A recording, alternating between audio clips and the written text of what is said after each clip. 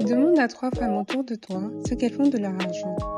La première te dira « je mets de côté chaque mois ». La deuxième « je suis dans une tontine ». La troisième « j'ai ouvert un petit commerce ». Ces 3 femmes pensent toutes faire la même chose, gérer leur argent intelligemment.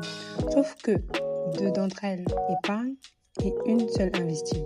Et dans 10 ans, l'écart entre elles 3 ne sera pas de 10%, il sera énorme.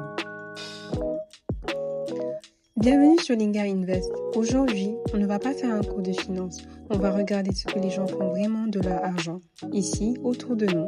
Et à la fin de cette vidéo, tu sauras exactement quel pourcentage de ton argent doit dormir, quel pourcentage doit travailler et dans quel ordre t'y prendre. Commençons par un inventaire honnête. L'argent gardé à la maison, la tontine du quartier ou du bureau, le compte à la banque, l'or, les bijoux, l'argent confié à quelqu'un de confiance et de l'autre côté, le salon de coiffure qu'on ouvre, les habits qu'on revend, le mouton qu'on achète avant la tabaski, le terrain, la chambre qu'on construit pour louer. Tout ça, c'est de la gestion d'argent. Mais ce ne sont pas les mêmes gestes et ça ne produit pas du tout les mêmes résultats. Épargner, c'est une seule chose. Mettre ton argent quelque part où tu es sûr de le retrouver. Pas de le faire grossir, de le retrouver. C'est tout. Et c'est déjà énorme. Regardons les 4 façons les plus courantes. 1. L'argent à la maison. Tu le contrôles à 100%. Tu y accèdes en 3 secondes, mais il ne rapporte rien et il peut disparaître. Vol, incendie ou simplement ta cousine qui a un problème. 2. La tontine. Elle est puissante et il faut arrêter de la sous-estimer. Elle te force à mettre de côté, elle te donne une grosse somme d'un coup, mais attention, elle ne fait pas grossir ton argent. Tu récupères exactement ce que tu as mis. C'est de l'épargne forcée, pas de l'investissement. Troisièmement, le compte épargne à la banque. Ton argent est protégé et il rapporte un petit intérêt. Petit, très petit, quelques pourcents par an. Retiens ce chiffre, on y revient dans un instant et il va faire mal. Quatrièmement, l'or et les bijoux. Nos mères et nos grand-mères l'ont toujours fait et elles avaient une vraie intuition. L'or protège de la perte de la valeur de la monnaie, mais il ne produit rien. Un bracelet en or ne fabrique pas un deuxième bracelet et à la revente, tu perds très souvent. Tu vois le point commun sur les 4 cartes? La barre rendement est presque vide. Ce n'est pas un défaut de l'épargne, c'est exactement sa définition. Et c'est là qu'il faut parler de la chose qui mange ton argent pendant que tu dors, l'inflation. L'idée est simple.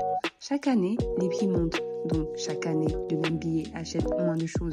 Le sac de riz qui coûtait 15 000 il y a 5 ans coûte combien aujourd'hui? Voilà, c'est exactement ça. Maintenant, fais le calcul.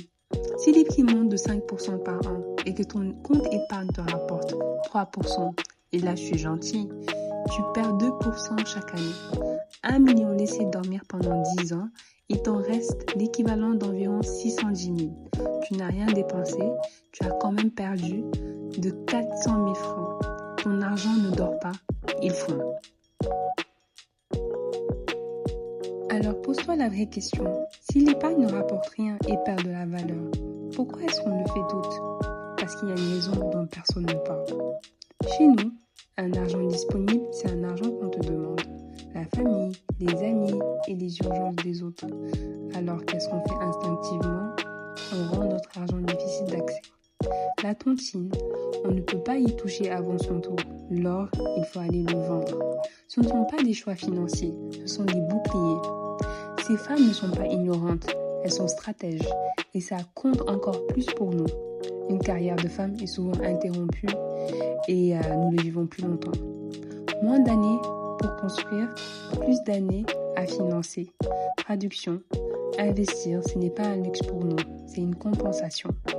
Investir, c'est l'inverse exact. Tu acceptes de ne pas récupérer ton argent tout de suite et tu acceptes un risque en échange.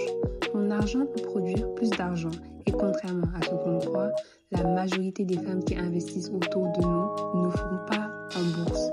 Elles le font autrement. Tu achètes un mouton 4 mois avant la tabaski à 150 000.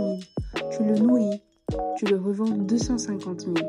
100 000 francs de plus sur 4 mois. C'est un vrai investissement. Mais regarde le risque. Si le mouton tombe malade, tu ne perds pas 10%. tu perds tout. Un exemple très courant chez les jeunes femmes, tu commandes un article à 5 000, tu soignes le packaging, tu construis une marque, tu vends sur Instagram à 15 000. Beaucoup croient que la marge, c'est 10 000. Non. Il faut retirer le transport, le packaging, la publicité, ton temps et les articles qui ne se vendent jamais. La vraie marge est peut-être 5 000. Retiens ça. Le chiffre d'affaires n'est pas le bénéfice. C'est l'erreur numéro 1 de tous les petits commerces. Là, tu ne mets pas 5 000. Tu mets peut-être 3 millions. Caution, loyer, matériel et les premiers mois, tu ne gagnes rien. Tu rembourses. Le chiffre à connaître, c'est ton point mort. Combien de clientes par mois pour couvrir tes charges? Un commerce, c'est l'investissement qui rapporte le plus et c'est aussi celui qui demande le plus. Ce n'est pas un placement, c'est un métier. Le terrain, la chambre qu'on construit pour louer, c'est le placement préféré chez nous et pour de bonnes raisons. C'est solide, ça se voit, ça se transmet et ça peut produire un loyer tous les mois. Le problème, c'est le ticket d'entrée et surtout la liquidité. Si tu as besoin de ton argent en urgence, un terrain ne se vend pas en 3 jours. Celui dont personne ne parle, la bourse régionale, la BRVM. Concrètement, tu achètes une petite part d'une grande entreprise de la région. Si elle grandit et fait des bénéfices, tu en touches une partie et ta part prend de la valeur. Tu n'as pas besoin de 3 millions, tu peux commencer petit. Tu n'as pas besoin d'y travailler tous les jours et tu peux revendre relativement vite. En échange, tu ne contrôles rien. Et le dernier, souvent le meilleur, une formation, une certification, apprendre l'anglais, apprendre à vendre en ligne, 300 000 de formation qui t'augmente de 50 000 par mois, c'est remboursé en 6 mois. Sa particularité, tu ne peux pas la revendre et personne ne peut te la prendre non plus. Ni un voleur, ni une crise, ni un mari, ni une famille. Mets maintenant toutes les cartes côte à côte et la règle la plus importante apparaît toute seule. Il n'existe aucune carte où les 3 barres sont pleines. Sécurité, disponibilité immédiate, gros rendement, tu peux en avoir 2, jamais les 3. Alors, quand quelqu'un te propose un placement sans risque, disponible à tout moment, à 20% par mois, les 3 barres sont pleines. C'est une arnaque. Et maintenant, la règle la plus utile de toutes. La question n'est pas est-ce que c'est risqué? La question est quand est-ce que j'ai besoin de cet argent? Argent dont tu as besoin dans moins de 2 ans, loyer, scolarité, mariage, urgence, il ne s'investit pas, jamais. Argent dont tu as besoin avant 5 ou 10 ans, il ne doit surtout pas dormir. Regarde la date dont tu as besoin de l'argent et tu as ta réponse.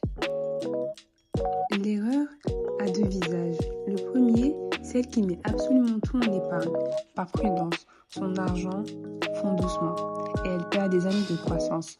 Le second, celle qui met tout dans son commerce, 0 réserve. Ça marche jusqu'au jour où il y a une urgence. Et là, elle doit casser son business, au pire moment, la perte. Les deux ont perdu, d'où la diversification. Ça veut dire une chose simple. Ne mets pas tout au même endroit, ce n'est pas manquer de confiance en ton projet, c'est refuser qu'un seul incident puisse tout emporter. Une toute dernière notion que je trouve qui est la plus belle, c'est quand ton argent produit de l'argent. Cet argent produit à son tour de l'argent. Tu mets 50 000 de côté chaque mois pendant 10 ans. Sans rendement, tu as versé 6 millions. Tu as 6 millions. Au même rythme, placé à 7%, tu as toujours versé 6 millions et tu as environ 8 600 000. 2 600 000 que tu n'as pas travaillé. C'est le temps qui les a fabriqués. Et c'est pour ça que commencer tôt vaut mieux que commencer gros. Maintenant, on va faire les choses dans l'ordre. Étape 0, les dettes chères. Rembourser une dette qui te coûte 15% par an, c'est exactement comme réaliser un placement à 15%, garantie sans risque. Investir pendant qu'on traîne une dette, c'est cher. C'est remplir un seau percé. C'est la dette de consommation qu'il faut tuer en premier. Première étape, ton socle.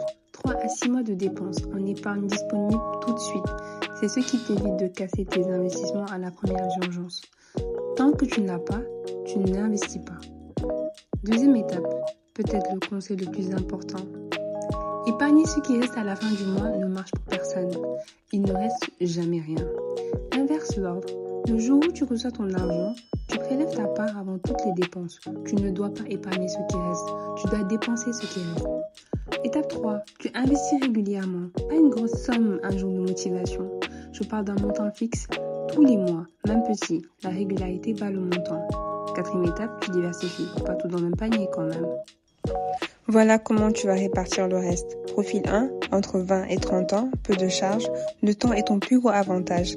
30% en épargne, 70% en investissement. Profil 2, 30 à 45 ans. Une famille, des charges. Fais du 50-50. Profil 3, tu es entrepreneur, revenu irrégulier, ton socle monte à 9 mois, puis 60-40 en faveur de l'investissement. Profil 4, plus de 45 ans. On inverse doucement. 60 ans en épargne, 40 en investissement. Non pas parce que tu es vieille, mais parce que tu as moins d'années pour absorber une mauvaise surprise. Une vidéo qu'on regarde sans rien faire ne sert à rien. Alors voilà 3 gestes. Cette semaine, première chose à faire, note toutes tes dépenses d'un mois. 2. Écris la liste de tes dettes et ce qu'elles te coûtent. 3. Mets en place un virement automatique le jour de ta paye, même 10 000. Récapitulons. Épargner, c'est protéger. Investir, c'est faire grandir. Tu as besoin des deux. Et le bon dosage dépend de ton âge, pas de ton courage. Alors dis-moi en commentaire dans quel profil tu te reconnais. Et abonne-toi à Linga Invest. La prochaine fois, on décortique la tontine. À très vite.